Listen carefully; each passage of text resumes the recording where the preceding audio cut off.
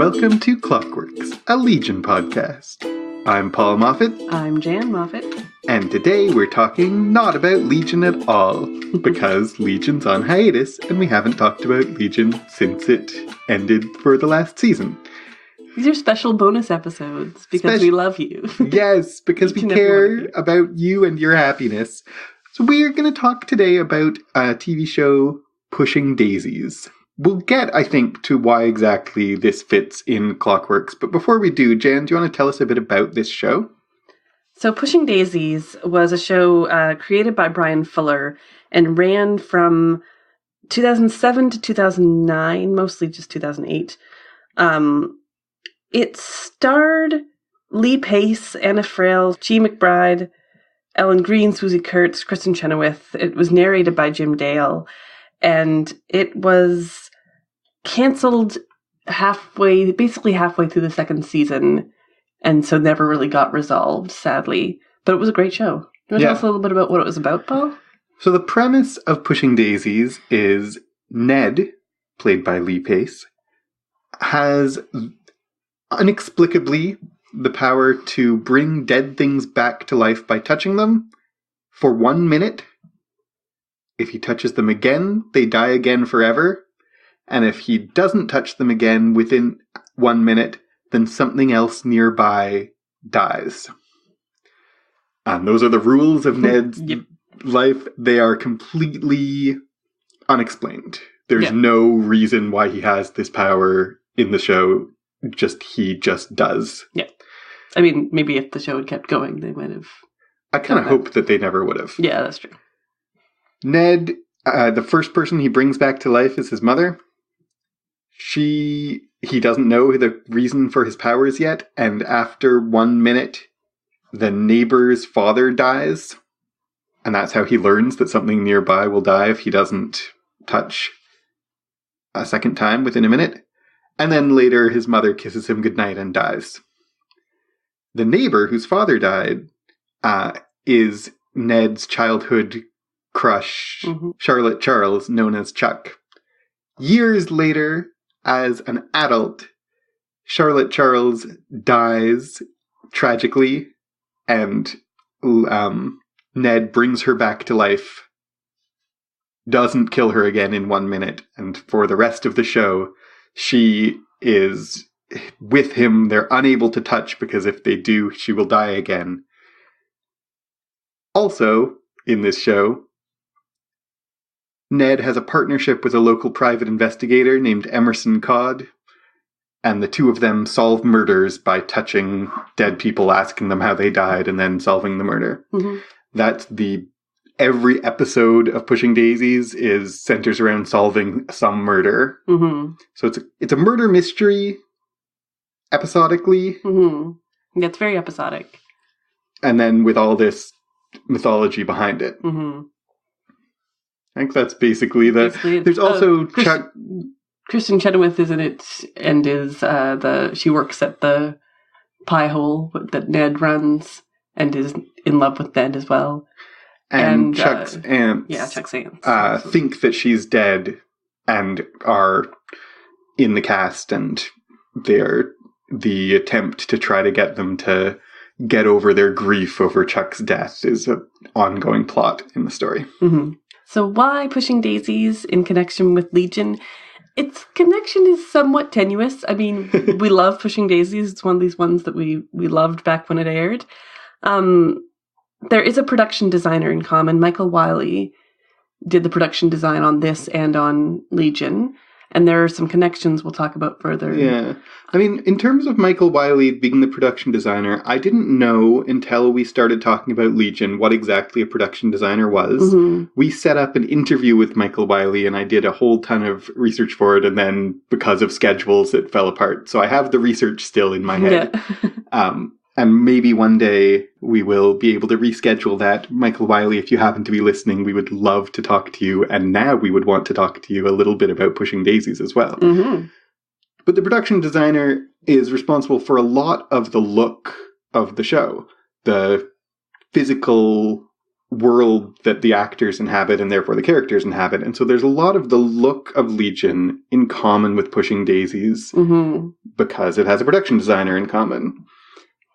And Pushing Daisies, when we first recorded our very first episode about Legion, we talked about what Legion reminded us of, and Pushing Daisies was one of those things, partly because of the main character, the main love interests who can't touch each other is a big thing in common. But like there was just something about Legion that reminded us of Pushing Daisies, and so we wanted to kind of talk about Pushing Daisies a bit. So do you want to start right now by fleshing out a little bit some of those comparisons, or do you want to just talk about Pushing Daisies first? Let's compare it to Legion first, and then we'll get into a little more of just Pushing Daisies on its own. So I think the first thing, as we said, is just the aesthetic of it because of a production designer in common. I noticed watching Pushing Daisies again. We watched the first season again, and we'll watch the second season because we really want to, but I haven't recently rewatched the second season yet. Rewatching Pushing Daisies, one of the things I really noticed is circles. Michael Wiley, it seems, was the one responsible for the circles on Legion. I think so. I mean, we kind of figured that anyway, because that's part of the production designer's job. There are a lot of circles on Pushing Daisies, specifically the Pie Hole, the pie restaurant that Ned and Olive work in, has circular windows, has circles. It itself seems to be a circle. Like it's shaped like a pie. Yeah. And the tables are circular, and there's a circular design on the booths. The house that the aunts, Lily and Vivian, live in has a wrought iron gate with a circle motif. There's probably others. Those are the two circle motifs I really noticed. Yeah. I mean, it's just like the pies themselves. The pies are such a major part of the show, and they're all circles. And so the pie motif goes throughout the whole show. Yeah. There's also something that Pushing Daisies is super saturated color. All the colors are really bright and really dramatic. And Legion is not quite as super saturated as Pushing Daisies is, but it's more than an average show. And color is used so carefully and deliberately on Legion. Yeah. And also on Pushing Daisies. Yes. Color is important on this show. Vital to this show, yeah. I think about Olive Snook wears green almost always. She reminds, not in character, but in aesthetic, she kind of reminds me of Amy. She's wearing this like 60s green mini dress a lot of the time. And the morgue that they keep going to has this red and white checker motif on the outside. Yeah. This like dramatic red connected to the idea of death, just like on Legion. Like what those colors mean isn't the same, but dramatic color that's both it's aesthetically gripping but also symbolically meaningful is a big thing. The other major thing is it's grounding in time. Yeah, talk about that. It's very similar to Legion in that, and somehow it didn't drive me as crazy for some reason, but it seems like it's the 60s, like the clothing and some of the surrounding things seem a little like the 60s, and the cars. The cars almost seem like the 50s. But it's also, every once in a while, we'll have computers, we'll have newer technology. It's a very fantasy world. Yeah. And very similar to Legion in that you feel like watching it, you're like, okay, this is taking place at a particular time, and then you're like, no, but it doesn't make sense for that particular time frame. And that is, yeah. And it definitely, I think it's doing it almost exactly the same way Legion is, and even though Pushing Daisies has a very different tone than Legion does, I feel like it's doing it for the same reason that Legion is. It's not letting you find a solid grounder in the real world. Yeah. Because this is a fantasy world. This is a fantasy setting. It's disorienting, deliberately alienating, because it doesn't want you to be able to ground it. And everything about it screams at you, this is not real. Suspend your disbelief in the, like, don't worry too much about the rules of, like, how Ned can do these raising people from the dead thing. worry about the story. Pay attention to the beautifulness of the story and the beautifulness of the sets, and don't think about how this is unrealistic. Think about how much you like it. This is a thing we talked about when we were talking about Legion, that there's this Brechtian distance, and I don't know if I defined that on an episode of Clockworks in the past, but I will now. Bertolt Brecht is a modernist playwright, and his theory of plays, his theory of what a play should be, is that you shouldn't try to make your audience, you shouldn't try to realistically reproduce things on the stage. You should always remind your audience that it's fiction. You should alienate your audience from the story instead of trying to immerse them in the story for reasons that I won't go into all of Brecht's reasons. But when you see art that is really drawing attention to its artifice, drawing attention to the fact this is a TV show, things like when the character turns and looks at the camera, but also things like when the sound stages on Pushing Daisies are not trying to look like they're not sound stages. Yeah, absolutely. Pushing Daisies does that in a different way from how Legion does, but they're both really doing it. Neither one of them want you to forget this is a TV show. Mm-hmm. They want you to be aware that you're watching a TV show, you're watching a work of art, it's doing deliberate things with its medium, with its all the tools it has available to it. I think that, as so often is the case with Bryan Fuller, this show got canceled ahead of its. This show got canceled early on in its run, and I think it's really because he's always ahead of his time. Yeah. This kind of show where it's very surreal and very distant, like you say, distant from the audience, is something that happens now. Mm. Now there's a lot more of that idea, and Legion is an example of that. And shows like Pushing Daisies paved the way for a show like Legion to happen, and for a show like Legion to get renewed and get an audience and exist. And I'm sad for Bryan Fuller that all of his shows got cut so short, but it's because his shows paved the groundwork for these other things to happen.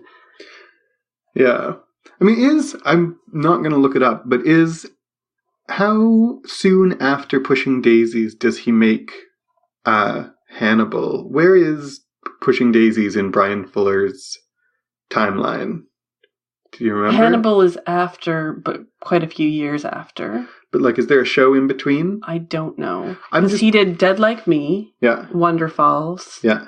He did Pushing Daisies. He tried to do a Monsters reboot. Right. Called Mockingbird Lane, which only got one episode, which was really good. I really liked that episode. And then Hannibal. It just feels to me like I wonder, like, Pushing Daisies is similar to what Bryan Fuller has done before, but not...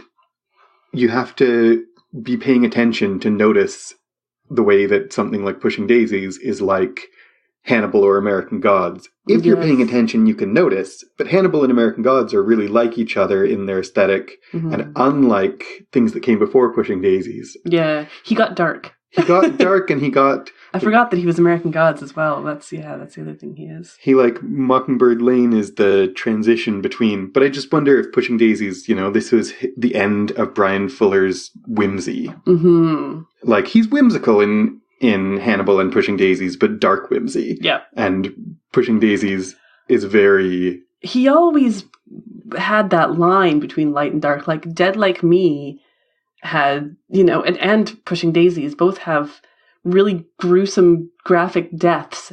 They're just played for lightness. Yeah. And it's dark comedy, almost like lighter than Fargo, for example. Not that he's Fargo, but I compare it to Fargo. And that you almost kind of want to laugh at these like ridiculous deaths of like someone frozen inside of a snowman or someone, and that happens in both Pushing Daisies and his earlier show Dead Like Me. Mm-hmm. But then his more recent, like Hannibal, there are some really gruesome graphic deaths, but they're played for realism. And so you're horrified when like what Hannibal does and what the killers do on that show. Yeah, for sure. Even though they're over the top deaths as well. Yeah. I just wanted to like notice how many of the deaths on Pushing Daisies you could just do the exact same death on Hannibal, film it a little differently, and he probably has. Like, I know that Bryan Fuller has reproduced some elements from his older shows in especially Hannibal. Mm-hmm. Like, there's a girl in Hannibal who thinks she's dead. And she's named, I think, is she named George? She's played by the same person who played George. Who played George, yeah. Anyway, we're getting a little off talking about... I want to talk about just Pushing Daisies, but in general, Bryan Fuller is one of my favorites. When I found out he was going to be doing Star Trek Discovery, I was really excited and then disappointed when he's not as involved as he was going to be. Yeah. But he does really interesting, groundbreaking things, and I feel like Noah Hawley and him are both doing things that are just revolutionizing, and this golden age of TV that we're in right now. And Noah Hawley comes at it from a different direction, but there's a lot of similarity in Noah Hawley and Bryan Fuller's approach, I think. And one of them is this line of dark humor, gruesome, but played for laughs, but not played for laughs, that we see in Fargo, that we see also in all through Bryan Fuller. And then also the surrealness in the visuals, and then also the like... I just think Noah Hawley maybe owes a lot to Bryan Fuller. Bryan Fuller paved the way for him to do these things. I agree. Yeah. So let's get more into the actual show. Yes. Okay? Let's. One more little thing that we don't need to talk about, but just Pushing Daisies is sort of a musical. Oh, yeah. In the same way that Legion is sort of a musical. That is, neither one of them are a musical. But they have musical numbers. They have occasional, out-of-nowhere musical numbers. Because if you have Kristen Chenoweth on your show, you have to have her sing. If you have Ellen Greene on your show, you have to have her sing. These people are singers. Except that, it's the chicken and the egg, because do you write a song because you happen to have cast Kristen Chenoweth, or do you cast Kristen Chenoweth because you're planning to have songs? And Ellen Greene especially, like, she's not a TV actor. Yeah. So you have her on because you're gonna have singing. That's possibly true. Maybe. Anyway, don't need to go into that, but their approach to musical numbers are very similar, where, like, suddenly there's a musical number for no reason. Yeah. And that's part of the artificiality, right? Yeah. Because musicals are one of the most Brechtian forms, because it's one of the things that people get mad about musicals, is as if someone would just start singing. But, like, you're not supposed to. You're just talking directly to our brother-in-law. Yes. Who talks like this? This is not... No, that's not at all how he sounds. But the point is not... It's not trying to be realism. It's doing the exact opposite. It's reminding you that what you're watching isn't real. Yeah. Absolutely. And that's why I think Legion has the musical numbers, especially. Mm-hmm. I agree. So let's get into the show. Yeah. Do you want to talk a little bit about what's your favorite part of Pushing Daisies? Oh, you have asked a difficult question right now. I think I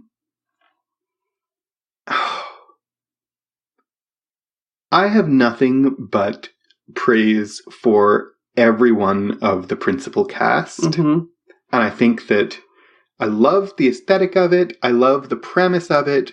But it wouldn't work without Lee Pace, Chi McBride, Kristen Chenoweth, Anna Friel. They are all doing amazing on this show. Mm-hmm. And, like, the most recent episode we watched, for example, has Chi McBride is Emerson Codd, the detective, the private detective, and he spends a lot of the show being a very, like, just give me my money kind of character. And then in the most recent episode, there's for reasons that we don't have to... The most recent episode that we just watched the other night, he talks about how his daughter that he is estranged from, and suddenly Chi McBride is like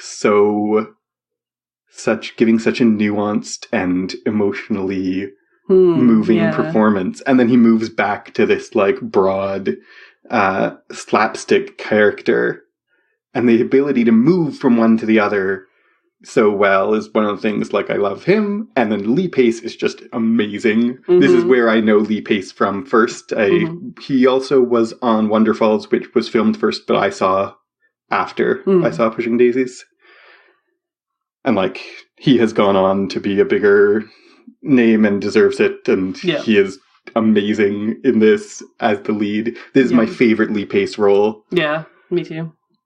And, like, Anna Friel as Chuck, who could easily be a manic pixie dream girl, except that partly because of the writing and partly because of the performance, she's just, like, they've written into her that she is, I think partly there's writing of the character, they've written into her that she is manic pixie because she recently died. She spent her whole life repressed and not doing things, and so her manic pixiness is caused by Ned, not the other way around. She's not the one who's bringing him out of his shell. She's this outgoing character because she's making up after her death for things she didn't do when she was alive. Yeah, absolutely. But then also she just, as an actress, is so charming and compelling, and, like, I really like her. And then, of course, Kristen Chenoweth. Yeah. I like all the main actors. You asked me my favorite part, and I'm saying the actors. The actors. The casting and the actors. Kristen Chenoweth is also the best, and I love her. And the ants. And the ants. The ants are great. Yeah, I love Susie Kurtz in this. Is just so good. I love her with her eye patch and her, like, surly attitude. It's great. Yes. My favorite has got to be, I mean, I agree with you. It's the cast, and there's something about just the way they use things like the pies that make me want to eat pie. Mm-hmm. There's an immersive element in this show that I just love, and I love the quirkiness and what we haven't mentioned yet is it's narrated by Jim Dale. Yes. And Jim Dale is the best narrator in the history of the universe. Fight me on this. He does the Harry Potter audiobooks so well. I listened to another audiobook of the Night Circus that he did, and he made that book even better by virtue of his narration. I love Jim Dale, and he adds so much to this, and it's the humor. It's the humor that I love so much, because there's things that tickle me. There's things that tickle me specifically when the narrator says he was confused. And then the the actual character says, I'm confused.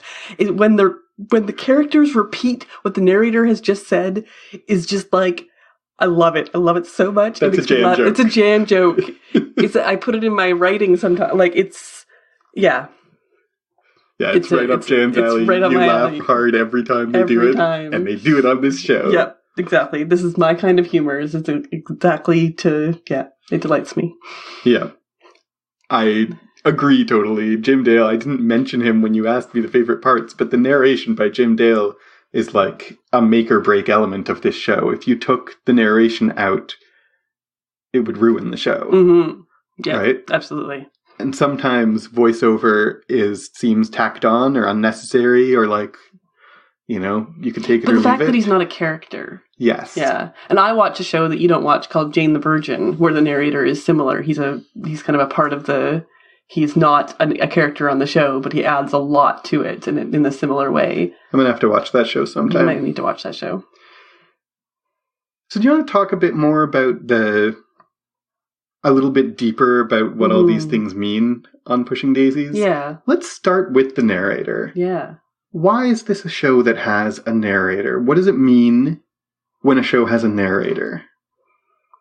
It's a story. It's once again, like you were saying before, it's to distance you in a way, but also to invite you in, to say that this is like a fairy tale. Mm-hmm. It's all like, they don't actually say once upon a time in the first episode, but it's very much like Ned was this many days, this many hours old when this happened. It's very, the narration just completely makes it a fairy tale.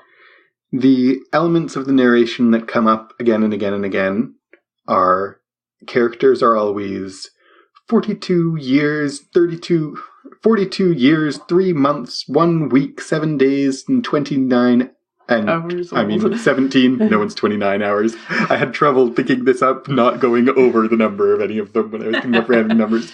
And 9 hours old when blah, blah, blah, blah, blah happened. Yeah. Often when they die. Mm-hmm. And then the other tick that he always says is, the facts were these. The facts were these. And then he tells, and both of those, I agree, are distinctive to this show, but they function like once upon a time. Mm-hmm.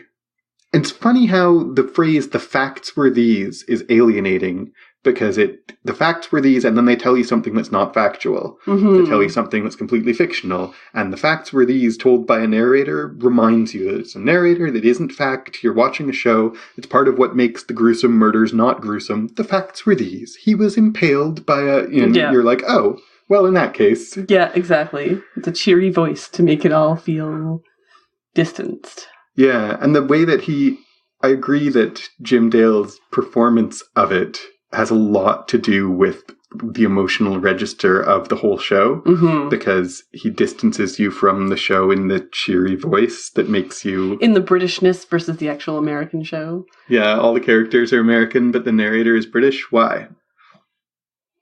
Because British people are the other. Because a British accent seems classy to Americans, seems educated and erudite. Mm-hmm. And so he has a distance. He's detached and kind of charmed, but never moved mm-hmm. by what he's watching. And you have narrators sometimes who do feel emotionally moved by the characters. And the narrator in Pushing Daisies never does. Yeah. So he's. It's also a bit newscaster. He's like the RP BBC accent. Yeah, there's something to that too. I think though, I like best what you said before about fairy tale. Like mm-hmm. it makes it. He's a storyteller telling you a story. Yeah, and that has to do also with how it has no setting in either space or time. It's not in the real world mm-hmm. because it's all a fairy tale. It's all a fable. And that brings me to, if this is a fairy tale, if this is a fable that doesn't mm-hmm. have a literal meaning, then it has a symbolic meaning. Mm. What's the fable? If we want to think that this is a fable, which isn't the same thing as a fairy tale, does this have is there a lesson this show is trying to teach its audience? And maybe one way to start thinking about that is Ned brings Chuck back to life. And that's kind of the inciting incident. That's the mm-hmm. beginning of the show. Yeah. Is there something more than just, because it's a fun, quirky premise, to the meaning of... He is able to bring his first love, his young love, back to life. Mm. I feel like it's be careful what you wish for, in a way. Mm-hmm. Is he wants things back, but but when he gets them, he can't have them fully. Yeah. And so he brings his young love back to life, but he can't actually have her. He can't be intimate with her. He mm-hmm. can't, it's still a very childlike romance. Yeah. What do you think? Well, I think when we think about Ned and bringing his childhood love back, we think about he brought his mother back and then she died, and he spends the rest of his life making pies because she was making pie when she died. Yes.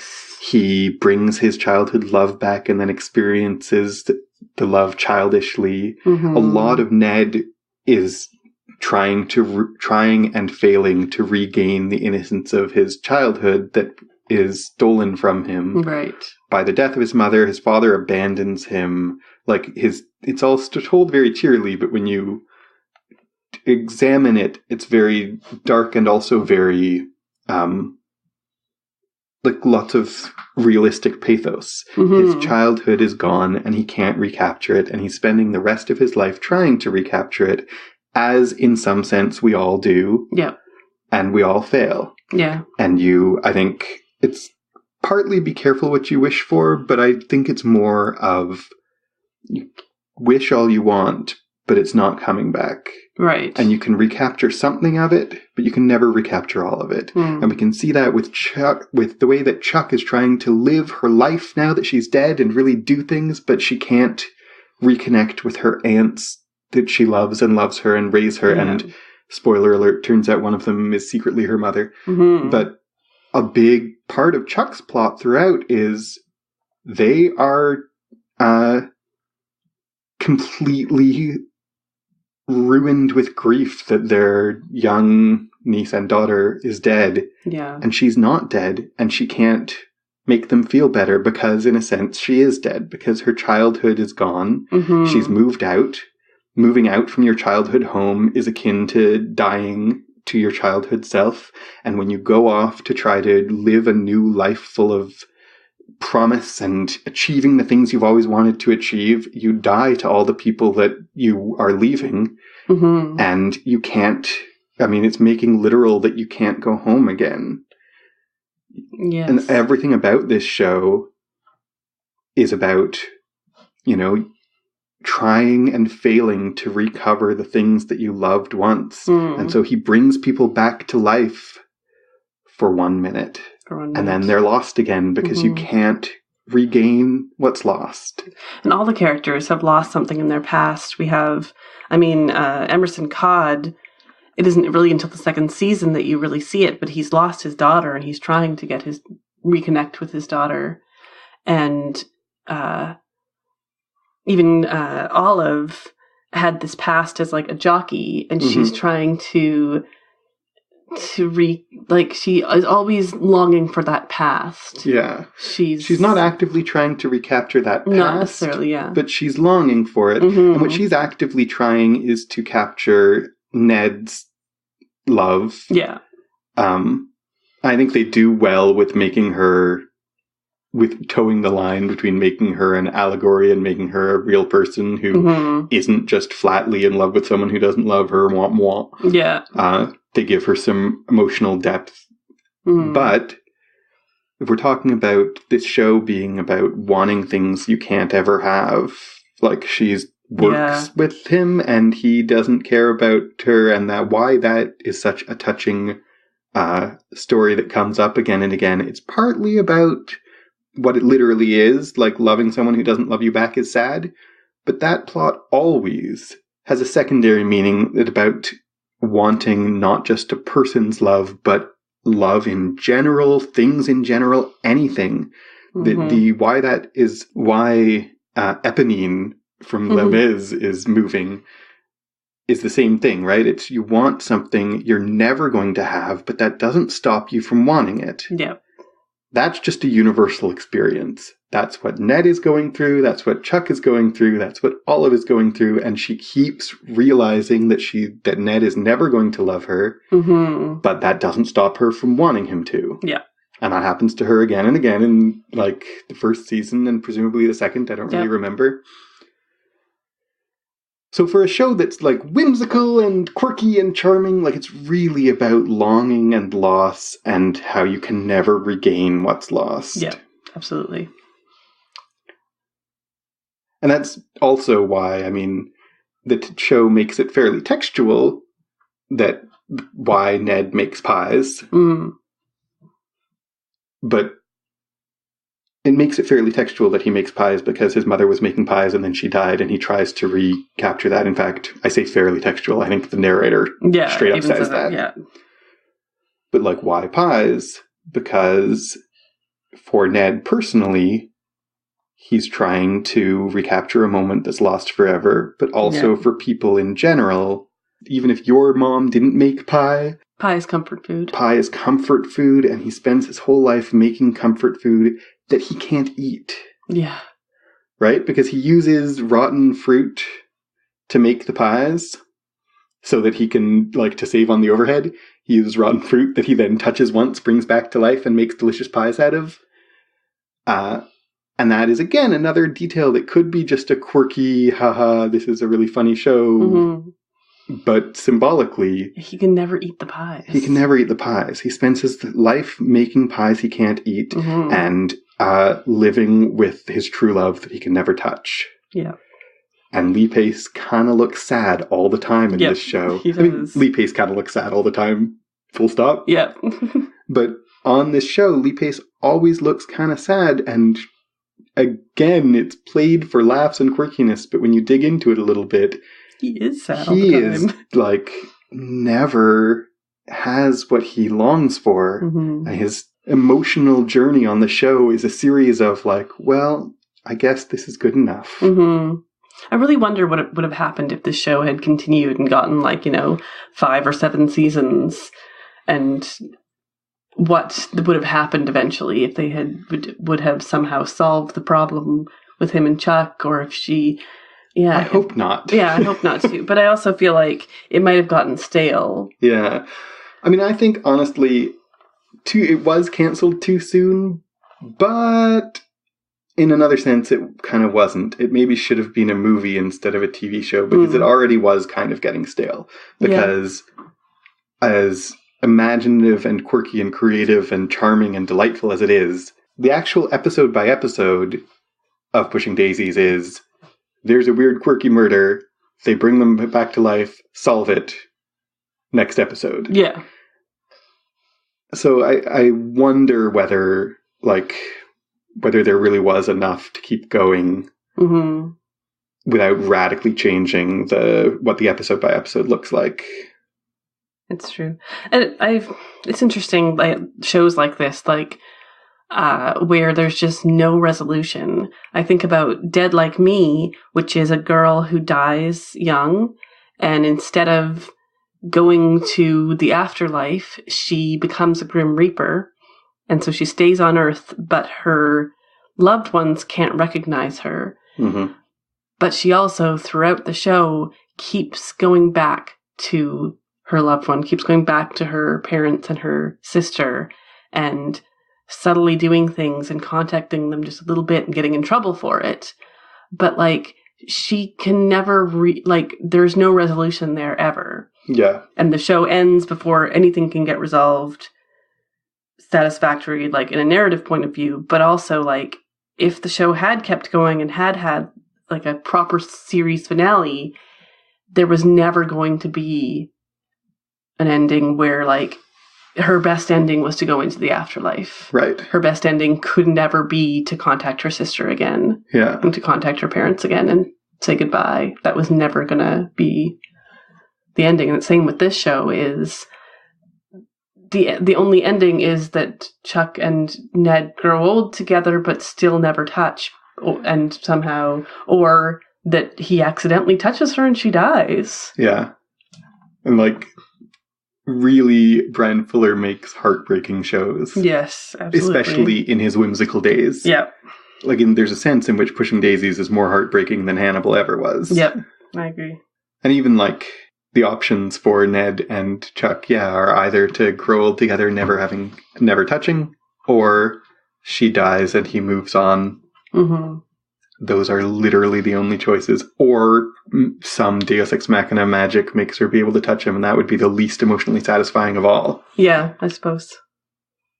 It's a fairy tale, though. It's a fairy tale, so maybe they do get to be together happily ever after in the end. Yeah. Anything else? I think we might be about done, actually. Yeah. Have you seen Pushing Daisies? Do you like it? Do you want to talk to us about whether Pushing Daisies is cancelled too soon, or whether it would have gone stale? Whether it reminds you of Legion, or whether that's just our fevered minds?